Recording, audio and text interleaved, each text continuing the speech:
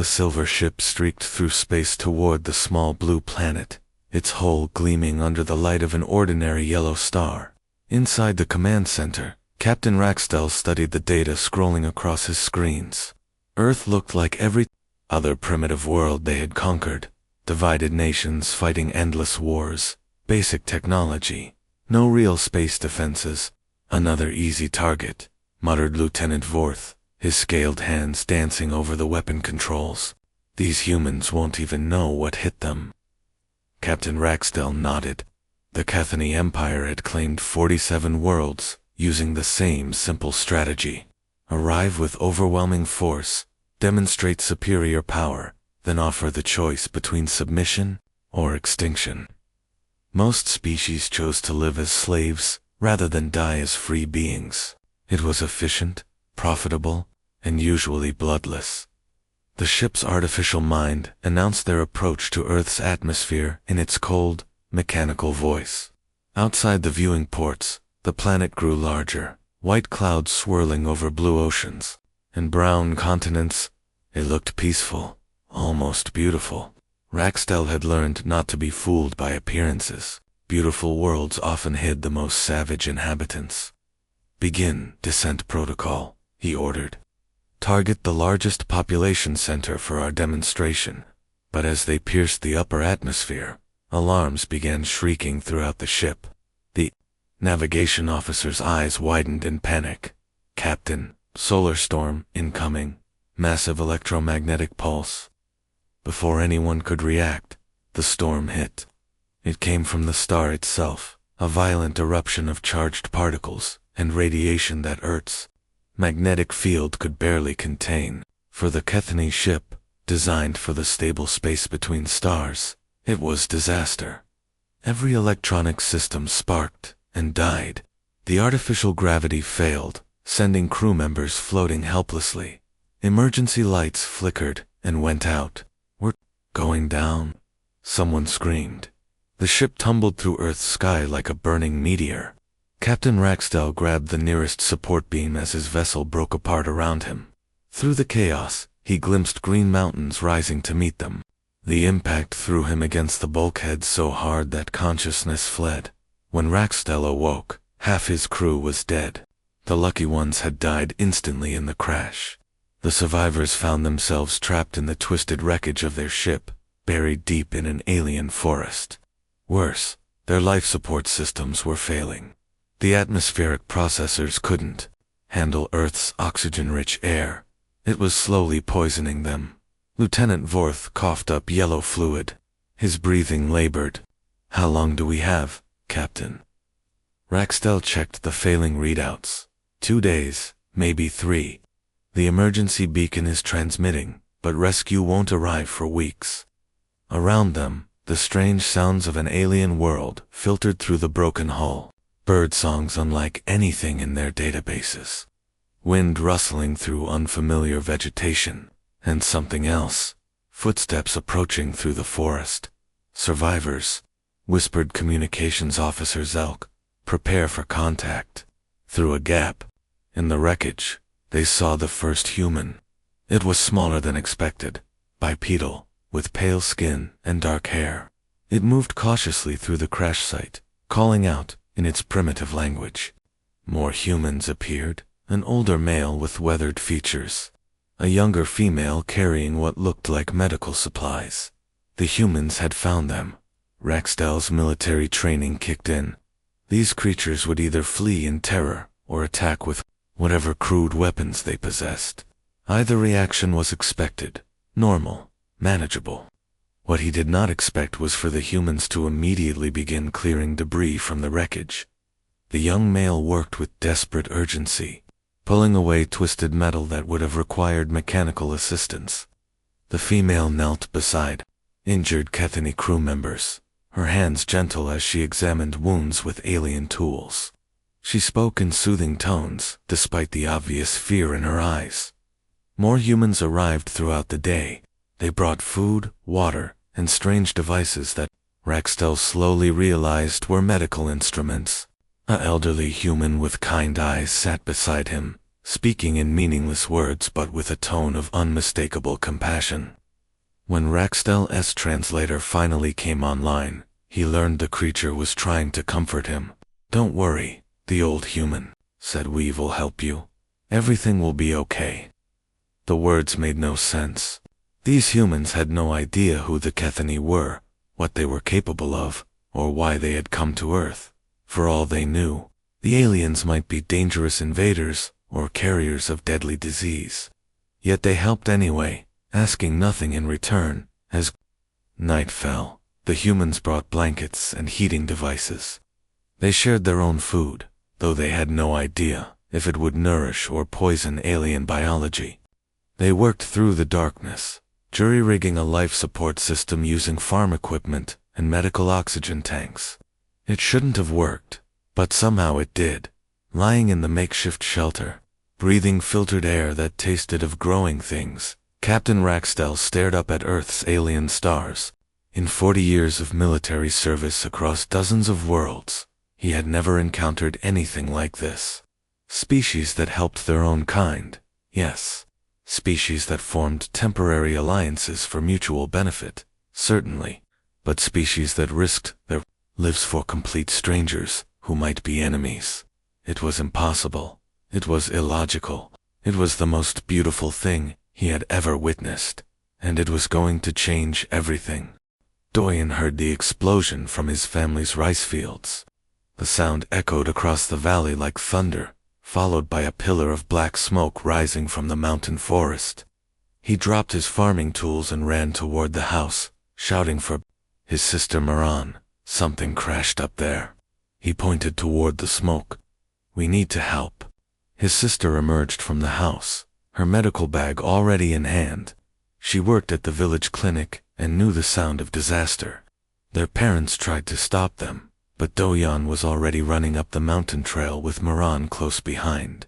The crash site looked like a nightmare.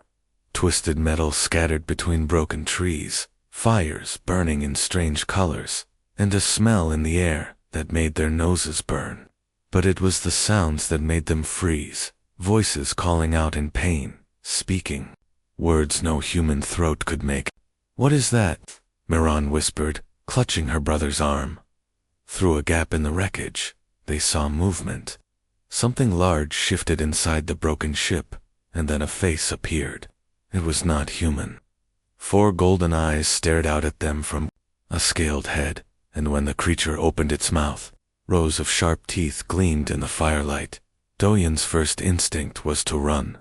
Every horror movie he had ever watched screamed at him to grab his sister and flee. But then he noticed something else. The creature was bleeding.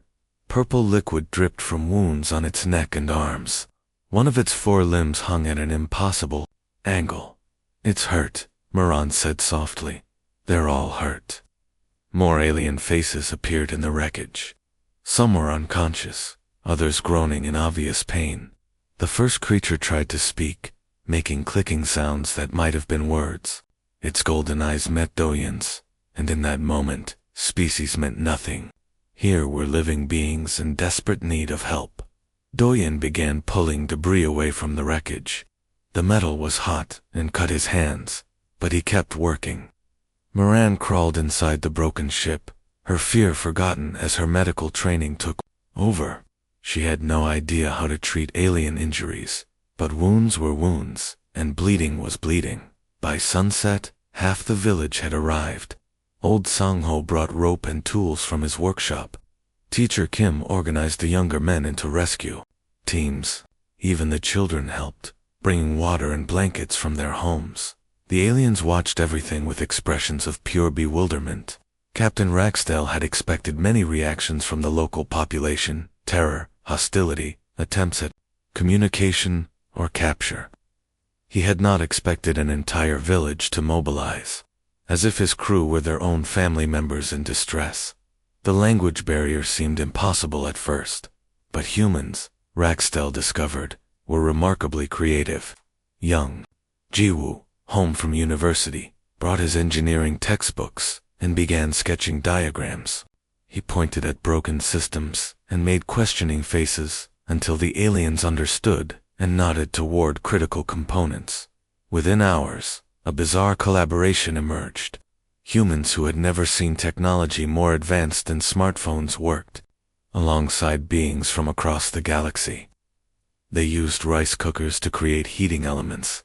They connected medical oxygen tanks to alien breathing apparatus. They wrapped alien wounds with bandages soaked in antiseptic. The process should have been hopeless. Human medicine applied to alien biology should have been useless at best, deadly at worst. But Moran worked with gentle patience, watching how the aliens responded to different treatments.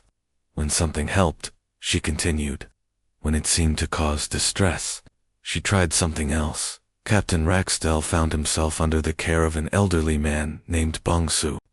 The human sat beside his makeshift bed throughout the night, offering water and speaking in soothing tones. Even without translation, kindness needed no interpreter. "My grandson studies engineering," Bongsu said, gesturing toward Jiwoo. "He is very smart.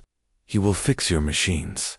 When the translator device finally functioned, these were the first human words Raxdell understood. Not demands or questions about why aliens had come to Earth.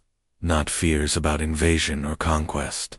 Just a grandfather's quiet pride in his family, and an offer to help. The next morning brought new wonders. Children arrived with drawings they had made, pictures of the aliens surrounded by hearts and flowers. An old woman brought soup, tasting it first to show it was safe, before offering it to creatures who might have been monsters from her nightmares. Farmer Hunjin shared his knowledge of local weather patterns, using simple drawings to explain that more storms were coming. Teacher Kim brought books about human history and culture, believing that understanding might help the aliens feel less alone on a strange world. Most remarkably, nobody asked for anything in return. They helped because help was needed. They shared because others were hungry. They stayed because the aliens were far from home and afraid. Captain Raxdell had studied dozens of species during his military career. He understood pack loyalty, tribal cooperation, and mutual benefit arrangements. But this was something else entirely, a species that seemed programmed to care for strangers. On the third night, as he lay listening to human voices singing lullabies to comfort his injured crew, Raxdell made a decision that would change the course of history. When rescue arrived, he would not tell his superiors about the humans' kindness. He would not report their lack of defenses or their trusting nature. Some secrets were too precious to share. Some acts of kindness were too pure to repay with betrayal. The stars above Earth looked different now. They no longer seemed cold and distant. They seemed full of possibility. For 6 days, the small village of Namzin became the most important place in the galaxy, though none of its residents knew it. The alien survivors had become part of daily life. Children walked to school past the crashed ship where Yemen worked, with alien engineers, trying to repair their communication systems. Elderly residents shared morning tea with creatures from distant stars. Captain Raxdell watched it all with growing amazement. Lieutenant Vorth, recovering from his injuries, spent hours learning to weave baskets from an old woman named Misko. She spoke no English, and he spoke no Korean, but somehow they understood each other through gestures and shared laughter. "This is impossible," Vorth whispered to his captain. "In my military files, humans are listed as a violent species. They fight constant wars among themselves." Raxdell nodded. The intelligence reports painted humans as aggressive and territorial. Yet these same creatures had opened their homes to complete strangers who looked nothing like them. They shared their food with beings who might carry alien diseases. They worked day and night to help without asking what they might receive in return. Young Sahi brought flowers every morning, bright yellow ones that reminded the aliens of home. She would sit beside the injured crew members and sing songs in her sweet voice. The melody needed no translation. Comfort was universal. When the rescue ship finally appeared in Earth's sky, Captain Raxdell felt his heart break. The massive Cathani warship descended like a dark cloud over the peaceful village. His crew would be saved, but what would happen to their human rescuers? Commander Thexmore emerged from the rescue ship with his usual cold efficiency. He surveyed the crash site and the human helpers with obvious disgust. Captain Raxdell, report. Have these primitives been contained? How many specimens should we collect for study? The words hit Raxdell like a physical blow. These weren't specimens or primitives. These were the beings who had saved his life. Misa, who had woven blankets for his crew. Yamin, who had worked 16 hours straight to repair their breathing equipment. Little Sahi, who sang away their nightmares. The mission parameters have changed, Raxdell said carefully. This world presents significant challenges. The atmosphere is toxic to our species without artificial support. The electromagnetic storms are unpredictable and dangerous. I recommend we classify this sector as a navigation hazard. Commander. Dexmore raised an eyebrow, but the intelligence reports suggested easy conquests. The intelligence reports were wrong. Raxdell met his superior's gaze without flinching. This species is more dangerous than we thought. They have weapons we cannot understand. Biological agents that could destroy our entire fleet. I barely escaped with my crew intact. It was all lies, of course. But Raxdell had learned something during his time with the humans. Sometimes the greatest courage came from protecting those who could not protect themselves. The rescue operation proceeded quickly, as the Cathani crew prepared to leave Earth. The villagers gathered to say goodbye. They brought gifts, food for the journey, small handmade crafts, photographs of their time together. Tears flowed freely from human eyes. Old Bong Su approached Captain Raxdell with a small wrapped package. Inside was a wooden carving of two hands clasped together, one human.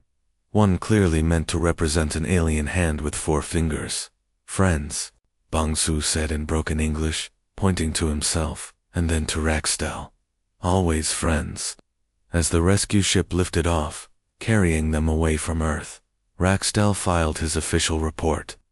Planet designation, Earth status, unsuitable for colonization. Recommend quarantine classification. Hostile environment presents unacceptable risk to Cathini personnel. But unofficial reports spread through different channels.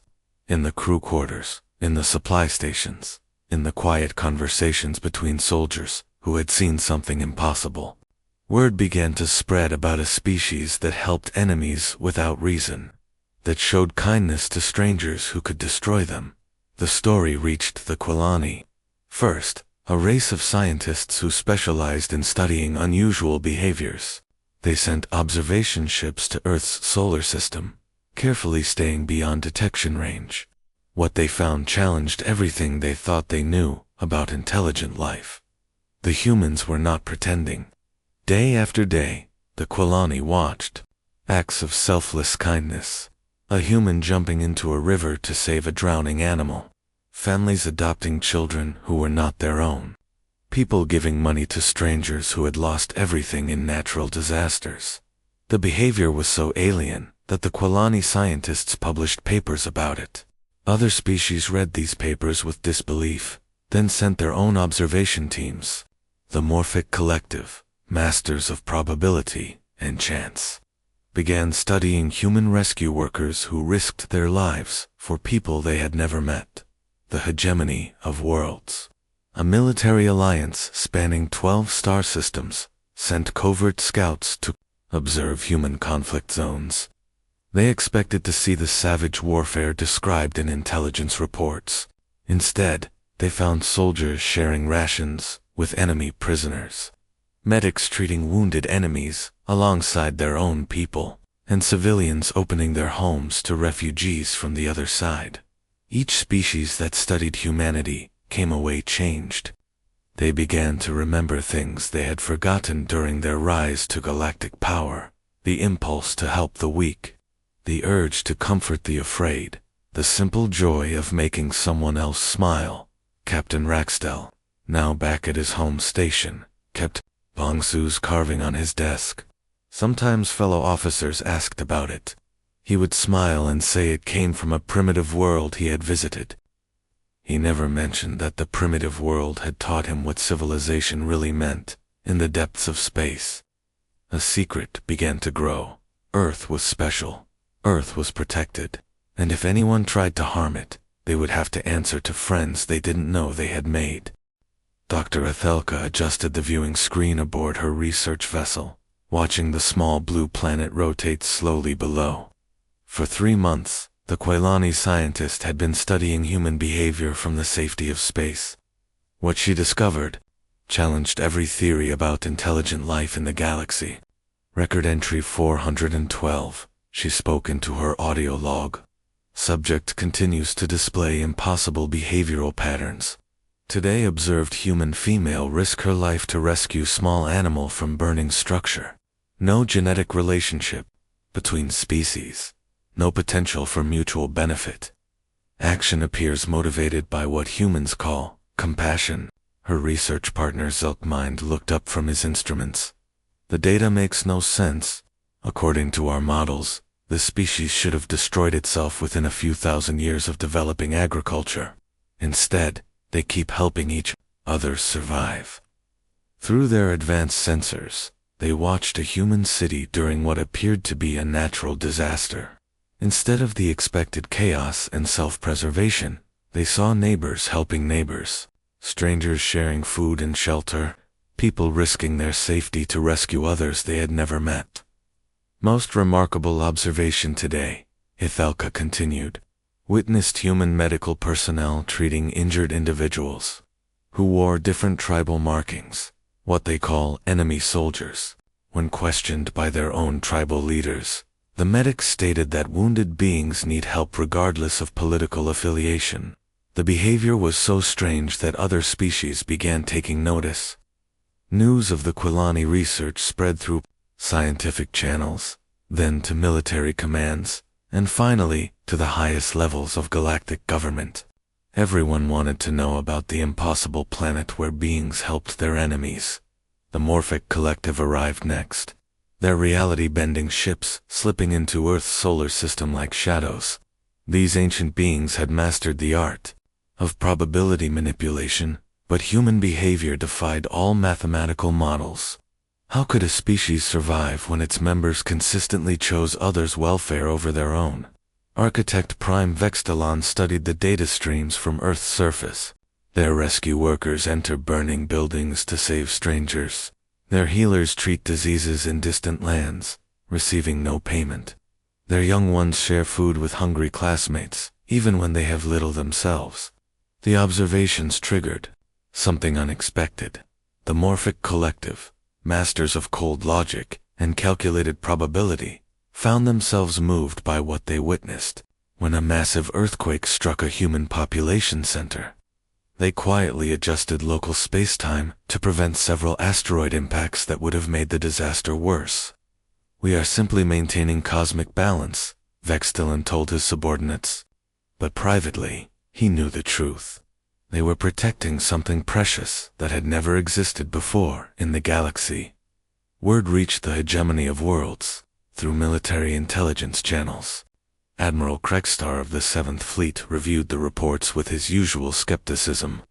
Species that helped enemies were species that got conquered. It was the oldest law in the galaxy. But when his spy drones reached Earth's orbit, even the hardened military commander found himself staring in disbelief. Human soldiers were sharing their rations with prisoners of war. Human civilians were opening their homes to refugees from conflicts on the other side of their planet. "This cannot be real," he muttered to his intelligence officer. "Show me their weapons. Show me their defenses." The scans revealed primitive technology, no unified military command, and constant internal conflicts. By all rights, this species should have been easy prey for any interstellar civilization. Yet something about them demanded protection. Admiral Kregstar made a quiet decision. The hegemony's star charts would be updated to mark Earth's solar system as a navigation hazard. Any ships approaching the area would be warned about dangerous gravitational anomalies and unstable solar activity. It was a lie, but it would keep aggressive civilizations away. The Traveling Merchants Guild, noticed the increased attention on the small planet and sent their own investigators. What they found was a species that gave freely, without expectation of return. Human aid workers traveled to disaster zones in foreign countries, helping people they would never see again. Human researchers shared their discoveries openly instead of hoarding knowledge for profit. Guild Master Zeffendel had spent centuries perfecting the art of profitable exchange. But these humans practiced something that had no name in galactic commerce: generosity without strings attached. It was so alien that it was almost beautiful. The guild began making small adjustments to their trade routes. When human space agencies launched primitive satellites, they sometimes found unexpected improvements in their equipment. Solar panels worked more efficiently than designed. Communication arrays received mysterious upgrades. The humans assumed they had underestimated their own engineering skills. Captain Raxtel, now promoted to Admiral after his successful reconnaissance mission, watched the growing protection network with quiet satisfaction. His official reports had kept Earth safe from official attention. But the unofficial network was something far more powerful. The ethereal collective had begun subtly masking Earth's electromagnetic signatures, making the planet harder to detect from long range. The consortium of builders started treating the Sol system as a restricted archaeological site in their navigation databases. Even the nomadic cloud dancers had begun singing warning songs about the dangers of approaching the small blue world. None of them admitted their true motivations. They spoke of scientific interest, strategic positioning, and cosmic balance. But in private moments, when they thought about the humans who had changed their understanding of what intelligence life could be, they all felt the same thing: hope. For the first time in galactic history, a species had proven that kindness was not weakness, that helping strangers was not foolishness, that maybe, just maybe, the universe could be better than it was. Earth slept peacefully under its blanket of stars, unaware that it had become the most protected world in the galaxy. The first sign of the Devourers came as whispers across the galactic communication networks. Ancient monitoring stations at the galaxy's edge went silent, one by one. Then came the survivors, scattered refugee ships fleeing in pure terror, speaking of living vessels the size of moons that consumed entire star systems. Admiral Raxtel received the reports in his command center, his forehands trembling as he read the data. The Devourers had awakened from their 1,000-year slumber. Worse, their path through space led directly toward Earth's solar system. "How long do we have?" asked his aide, Lieutenant Vorth, the same officer who had once woven baskets with the human woman. "Misuk, 6 days," Raxtel replied grimly. "Maybe 7, if they stopped to feed on the Proxima colonies." The protection network that had quietly shielded Earth for years was powerful, but not against this. The Devourers were older than most galactic civilizations. They had consumed entire empires before the current species had even discovered fire. No single race had ever survived their hunger. Raxtel stared at the wooden carving on his desk, 2 hands clasped in friendship, one human and one alien. Old Bongsu had given it to him years ago in that small village where humans had saved his life. Those same humans would die screaming unless someone acted. He opened a quantum communication channel and began transmitting on every frequency the protection network had secretly established. The message was simple: they saved us when they could have let us die. Now we save them. The response began within hours. On Quailani research stations, scientists abandoned their experiments and began calculating battle trajectories. The Morphic Collective's probability ships started folding spacetime to reach Earth faster. Admiral Krekstar of the Hegemony received the call during a routine patrol and immediately ordered his entire 7th Fleet to change course. Dr. Ithaca, still orbiting Earth in her research vessel, watched the approaching armada with wonder. Ships she had only seen in historical databases were emerging from hyperspace, ancient ethereal collective dreadnoughts, consortium of builders' factory ships. even the legendary vessels of the Cloud Dancers. "This is impossible," her research partner whispered. "These species have been enemies for centuries. The Collective and the Hegemony fought a war for 300 years. But here they were, assembling an Earth's solar system not as conquerors, but as protectors. Bitter enemies worked together to establish defensive positions. Species that had never cooperated shared tactical data and resources. On Earth's surface, humanity remained unaware of the drama unfolding above their heads. In the village of Namzin, Yemen tended his rice fields while his sister Moran worked at the clinic. Old Bangsu played with his great-grandchildren, teaching them the same songs of kindness that had comforted alien visitors years before. The Devourer fleet emerged from the darkness like a plague made manifest. 3 bioships, each large enough to consume a planet's entire biosphere, approached the solar system with terrible purpose. Behind them came smaller vessels, millions of hunter-killers that would strip every world clean of life. The United Fleet moved to intercept them beyond Pluto's orbit. Admiral Krekstar commanded the battle line, while Architect Prime Vec manipulated probability fields to protect their formations. Quilani scientists provided real-time tactical analysis, while ethereal, collective vessels unleashed weapons that bent reality itself. The battle raged for 3 days and nights. Ships died by the thousands as the Devourers fought with the desperate hunger of a species that knew only consumption. But for every Allied vessel destroyed, 2 more took its place. The Protection Network had become something unprecedented, a galactic alliance fighting not for territory or resources, but for the simple principle that some things were worth protecting. The humans noticed when their night sky began flickering with unnatural lights. Astronomers worldwide reported strange energy signatures beyond the outer planets. But their primitive technology couldn't comprehend the war being fought for their survival. On the 3rd day, the last Devourer bioship finally retreated into deep space. Its hunger temporarily satisfied by the sacrifice of thousands of Allied vessels. The remaining hunter-killers fled after their masters, leaving behind only debris and the glow of cooling plasma. The victory celebration was brief. Too many had died protecting a species that didn't even know they existed. But as the Allied fleets regrouped and tended their wounded, a decision emerged from the chaos. It was time for Earth to know the truth. The revelation came gently. A single ship landed in the same mountain valley where Captain Raxdell had crashed years before. The same villagers who had once rescued alien survivors now watched in wonder as beings from across the galaxy emerged to greet them. Old Bangsu, now ancient but still smiling, walked slowly toward the assembled aliens.